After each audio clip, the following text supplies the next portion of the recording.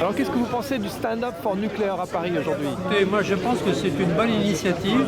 Ça permet d'exprimer un certain nombre d'idées qui malheureusement n'ont pas suffisamment cours dans l'opinion publique. Parmi ces idées, d'abord une idée négative qui court dans l'opinion, c'est que le nucléaire participe à l'effet de serre et au réchauffement climatique, ce qui est totalement faux. En fait c'est l'inverse. Le nucléaire dans sa production d'électricité n'émet aucun gaz à effet de serre.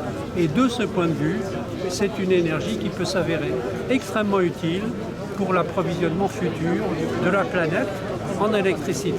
Est-ce que vous êtes optimiste pour l'avenir du nucléaire français, sa situation actuelle?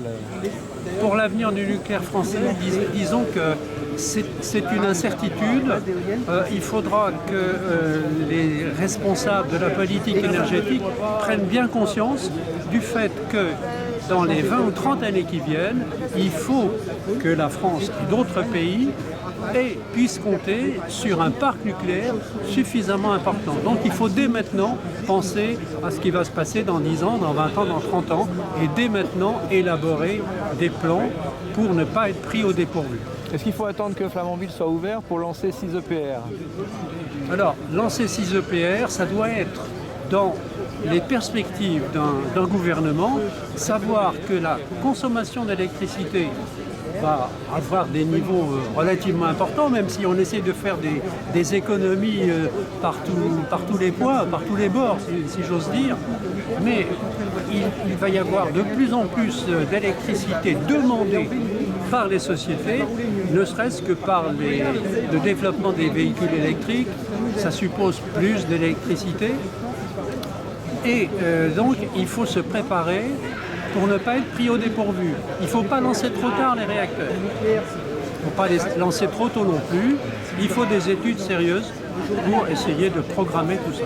Et alors pour l'avenir, est-ce qu'il y a assez d'uranium? Est-ce qu'il faut geler les projets comme Astrid et les surgénérateurs? Pour l'avenir, il semble qu'il y ait au rythme actuel de consommation mondiale de l'uranium pour 150 à 200 ans, à peu près. Maintenant, vous savez qu'il existe d'autres types de réacteurs qu'on appelle les réacteurs à neutrons rapides ou encore les surgénérateurs qui peuvent utiliser l'uranium avec un rendement infiniment supérieur à celui de nos réacteurs actuels. Avec la même quantité d'uranium, vous pouvez produire à peu près 60 fois ou 70 fois plus d'électricité.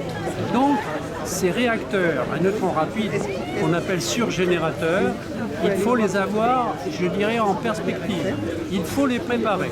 Ce serait complètement absurde de négliger cette filière qui pourrait assurer de la production d'électricité massive sans ajouter à l'effet de serre, et ça pendant des centaines, voire des milliers d'années.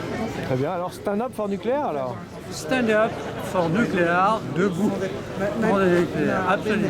Merci.